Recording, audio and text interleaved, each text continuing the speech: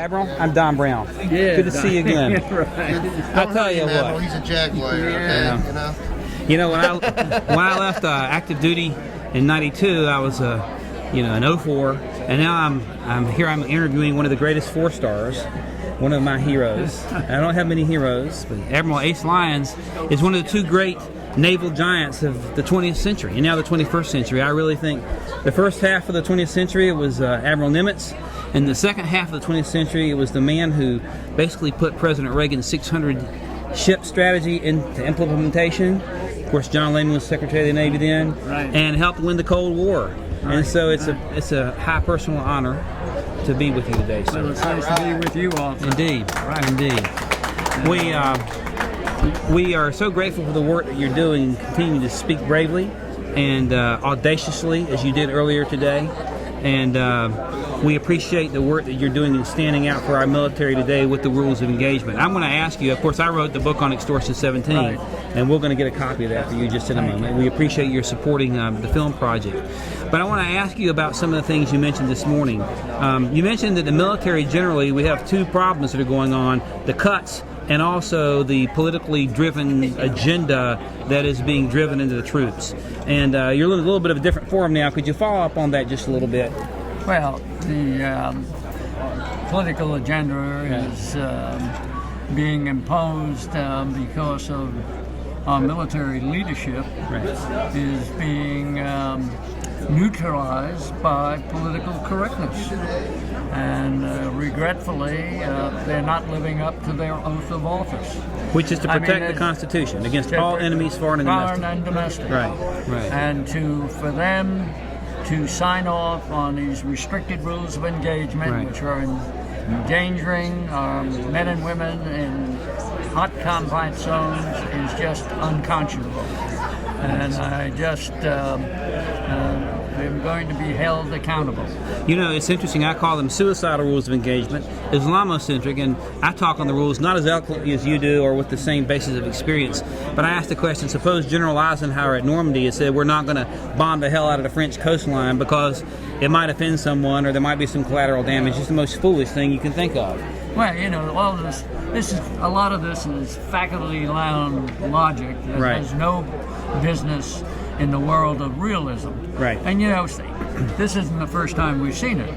You go back to Vietnam, and look what our Secretary of State Dean Rusk did then. Right, exactly. Yeah, he took the target. First of all, it was crazy what they were Right. doing. Johnson was, as president, was Right. selecting the targets, and then what Rusk would do, he'd turn those targets over to the Swiss embassy that we were going to hit the following day, and he told them to pass it to the North Vietnamese so that they could have their civilian workers stay home. And so as a good North Vietnamese communist, what would you do? You concentrated all your AAA and your surface-to-air missiles around those targets. Exactly. And that's why we lost so many fine pilots and wound up with so many POWs. He should have been tried for treason. Absolutely. And we saw that. Let me just make one other point. We did the same thing today when we did the first bombing run on the oil tankers in Iraq and Syria that the ISIS were using. What did we do? We swooped down and dropped leaflets so that the drivers could get out of their trucks because we didn't want to injure the poor driver. Right. And then what did we do? We made several low passes before we made the actual run on them. And if I'm the ISIS guy, when I see you do that again, I'm going to have a bunch of man pads, shoulder-fired missiles, and we're going to lose aircraft and pilots. It's the same crazy faculty lounge logic coming to the surface again. Faculty lounge logic, that's a great description. Again, we're speaking with Admiral Ace Lyons, 4-star Admiral Commander Pacific Fleet under President Reagan, graduate of the U.S. Naval Academy, U.S. Naval War College, National Defense University, and with accolade after accolade after accolade, a true American hero. The rules of engagement, something I've studied over the years, and you brought up the example of Dean Rusk in Vietnam. It seems like there have been 2 or 3 periods in recent American history over the last 100 years when these suicidal rules of engagement have emerged. Vietnam, as you mentioned, certainly now with the Obama administration, and perhaps, you can tell me more about the fleet was cut drastically during the Carter administration, but I don't know whether they had the same rules of engagement issues there. Are there? No. Or am I correct there, or what are your thoughts on that? We weren't in a shooting war at that time, Exactly. so we had a different set of rules of engagement. Exactly. But it's the same restricted rules of engagement that cost the lives of 30 of our special forces in Extortion 17. Yes, sir. Yes, sir. I mean, it's unconscionable. Right. It was a pure dereliction Right. of duty, and Right. for our military leadership to sign off on those is unconscionable, and they must be held accountable. Agreed. Admiral, as you know, I've written the book, and the book raises a dozen or so questions of a lot of peripheral inconsistencies. What happened to the black box? Why were bullets in the bodies taken out and thrown away by the military pathologist immediately and called cook-off rounds? But we're zeroing on the rules of engagement. And as you know from your eloquent talk this morning, there was an AC-130 gunship that was circling counterclockwise over the landing zone, saw Taliban moving to the landing zone, requested permission to take the Taliban out, and was denied. And we have sworn testimony from the skipper of that aircraft and from his navigator. Now, we also have, and I want your comments on this, additional information that there appeared to be an ongoing argument over the radio between flight control and that aircraft about, let us take these guys out, and the answer was no, no, no. An example of suicidal rules of engagement. Exactly. Where and how and who sets those rules, because we're determined to get an answer, but we don't know. We want specific names, but we can't hold someone specifically accountable until we get names. Tell me share your comments, please, sir, if you would. Well, there are people. Somehow we've got to get some of those folks willing to come forward and provide the information that we've been seeking. Yes, sir. I mean, they have to do it because it's in the best interest of America. Yes. We cannot let this continue. And, it's just like I said when I interviewed Carter Ham. Right. AFRICOM, right. Yes, sir. AFRICOM commander. Yes, sir. It's I didn't mention it this morning, and I meant to, the great cover-up that has gone on Benghazi, for example. Exactly.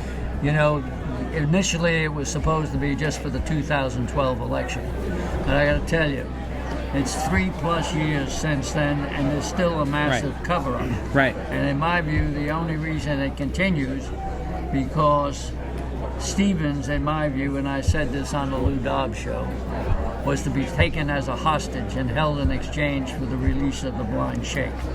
And nothing else makes sense to me. Go figure. It's interesting with this gunboat situation. A couple of our gunboats taken, and you spoke about that earlier, how it appears perhaps that makes no sense either in terms of maybe a quid pro quo for hostage exchange. Well, the whole thing, here we are. We have an administration that has manipulated the mainstream media and the American public from the day they came into office.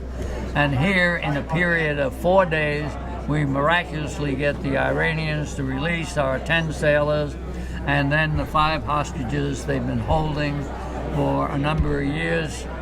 And it just happens to coincide with the approval of the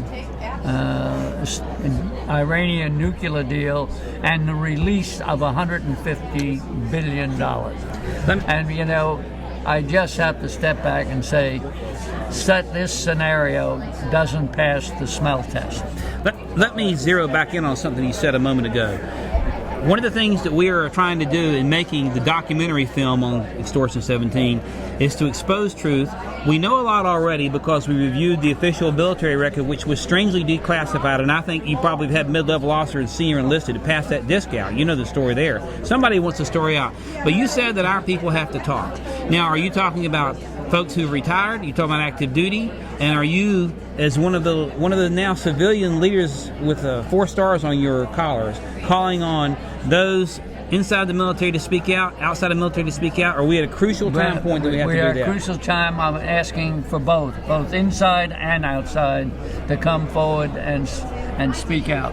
And actually, for those that, it's just like I talked with Lieutenant Colonel Andy Wood, who had the special security team in Tripoli. Right. And I said to Andy, I said, did you ever participate in the escape plan for Stephen, the rehearsals of it? He said, yes, he did. I said, tell me about it. How was it supposed to work? He said, when we got under attack, we were supposed to get Stephen into the safe room, and the bars on the windows were unlatched from the inside, and there was supposed to be a car outside that window all the time, and we put Stevens in the car and Hayako him over to the CIA annex. The night of the attack, guess what wasn't there? The car. The car. Isn't that and interesting? Isn't that interesting? And I've never heard anybody else talk about it. So it's he's still active duty. Right. And he has testified before the Gowdy Committee. Okay. And I got to say, the Gowdy Committee has been a great disappointment to me. They had the information where they could have put the noose right around Hillary's neck for the pathological liar, the lies she's told, and they chose not to exercise it, which tells me, I have to say, the fix is in.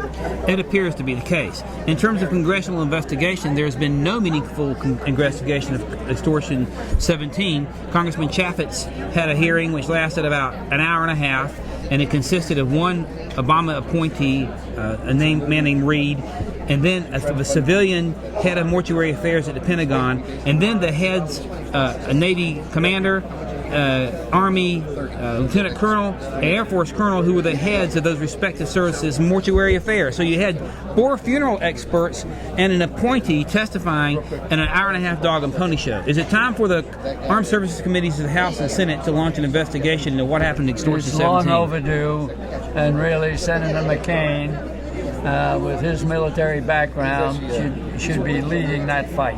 Why do you think he has not? Do you think he doesn't know it, or do they think they don't want it out? Well, I think part of it, he's involved in a re-election campaign, and his priorities have shifted, and regretfully, because his best publicity for his re-election campaign is the full investigation of Extortion 17, and he'd stand 10 feet taller if he did it. Do you think that he will do that? That's an open question. Do you think that he's even aware of Extortion 17? I don't know. That's part of the issue. That's part of the issue, because you don't hear people talking about it. Right. You know, and it's the greatest single loss of SEAL Team 6 in their history. You know, I mean, when that thing, I said, I couldn't believe it when I first heard about the incident. That this was, to me, this never should have happened, and there are other factors in play that caused this. And, yes, sir. You know, and I just have not been able to get anybody to come forward and provide additional information. Admiral, there are 4 sort of high-profile incidences of rules of engagement failure since 2009 that I count on my hand. There's Fort Hood, and I wrote a novel. I wrote a novel in 2005 called Treason, which in 2009 jumped into number 1 on Amazon because my novel was dealing with the issue of radical Islam infiltration in the military. Yeah. I was at the Pentagon, left in '92, and I was a low-level guy. I did a lot of legal opinions for the Secretary of the Navy. I go out and run every day, and my office was over on the Arlington side, in the basement. Well, of course, my office was later destroyed. And I'm thinking that by the grace of God, that could have been me. Yeah. And that's what got me started. Yeah. So, but at any rate, you have Fort Hood, you have Benghazi, which you talked about, you have Chattanooga. And let's not forget 9/11. Right, exactly. What we got is a class, what you see in those incidents, what you're seeing is a class of civilization. Yes. And as the great political strategist stated, Huntington, there's no way Islam can coexist with Western cultures and traditions. Right. And Islam must go through a reformation I didn't have time to cover this morning, as called out for by President Al-Sisi of Egypt. Of Egypt, exactly. Who has called for the reformation of Islam. He's had the guts to do that. Every radical act that we hear about, whether the beheadings, having women in Pakistan being, burned. This is doctrinal. It's all in the Quran. It's emulating the life of Muhammad. This is what they're doing. There's no mystery to this. And people say there's a moderate Islam. I wish somebody would give me a definition of moderate Islam. There isn't any. It's an oxymoron, actually. There's a story, maybe you heard about Blackjack Pershing in the Philippines. The story goes that there were some problems with some Islamic terror going on when he was in the PI, and so he lines up 20 jihadists and he has a firing squad with 20 guys with rifles. 19 of them had their bullets dipped in pig's blood. The 20th is empty. He fires, the survivor goes and spreads the word, and you don't see any problems with that radical stuff for a long time to come. And I think basically that's the approach we have to take in our national security. And what I said. Yes, sir. The way you win their hearts and minds in the Middle East, and it's all down to street respect. And the way you get street respect is you kill them into submission, and then hearts and minds will follow. Exactly. And I think also we have to be brave enough, as you have been. I know there's not a timid bone in your body, thank the Lord, but we have to be brave enough to speak out against this philosophy. As you pointed out, it is not a religion, in my opinion. It is a radical, murderous philosophy. Yeah. And when you think... it has no place. It hasn't been reformed in 1,400 years. Exactly. Since 632 AD, since the death of Muhammad, Muhammad himself was a warrior, fought in 66 battles in the last 4 or 5 years of his life. So we have to speak out, and people... Plus being a pedophile. That's exactly right. He married a 7-year-old. But we have to have the guts to tell the truth, because people don't want to hear it. It's politically correct to turn our eye to it. But it's a philosophical issue, and if you get one of those guys with a nuclear weapon, if one of the Ayatollahs controls that, better than I do, sir, because you were a think tank, that the Russians responded to the doctrine of mutually assured destruction. They may have been our philosophical enemy, but they weren't so stupid to know that we weren't going to wipe them off the face of the earth. Yeah. With these radical mullahs in Tehran, they don't care. That's what makes it dangerous. Yeah, it's their philosophy that some major catastrophe will bring back the 12th Imam. Right. And this is what drives them. Right. And they don't fear death in that sense, because they're looking for the afterlife. And you have to take them at their word. Yes, sir. And therefore, in my view, the only way you're going to prevent Iran from getting a nuclear weapon is with a military strike. Exactly. And we have to do, and the second condition we have to do is remove the illegal and the abusive Iranian theocracy from the political control of Iran. Let me switch gears, sir, and touch on something that you mentioned earlier today, and that's China. I released a book several years ago called Fire the Raging Dragon. It was a novel dealing with the issue of the rise of the Chinese Navy. You spoke about it earlier today, and the book starts with exposing, when the Soviet Union disintegrated, there was a carrier that Ukraine had, and they bought that carrier, and they towed it to Shanghai, and they were going to turn it into a casino. Well, guess what? It winds up becoming operational. And so you mentioned... They bought it from the Ukraine. Right. Now, you mentioned this morning, and my novel focuses on a war that breaks out over the Spratly Islands, because they're contested. But you mentioned today that the United States is building about 10 warships per year, and China is building 50 per year. Did I get that right? 60 per year.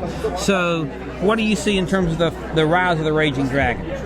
Well, it's real. I mean, it is. They've had a double-digit increase in their military budget for over a decade. Right. I mean, it's all there. It's laid out for it. They've got 3,000 miles of underground reinforced strategic tunnels for their nuclear weapons. Right. And we keep saying they only have 300 warheads. Well, I met with the Russian former head of their strategic forces, General Eldon, And I asked him, I said, how many warheads do you all accredit to China? He said, we believe they have 16 to 1,800. And that's not the 300 that we get. And it ought to scare the hell out of us. Because now they're developing hypersonic and maneuvering warheads, which we do not, at the current time, have a capability to defeat.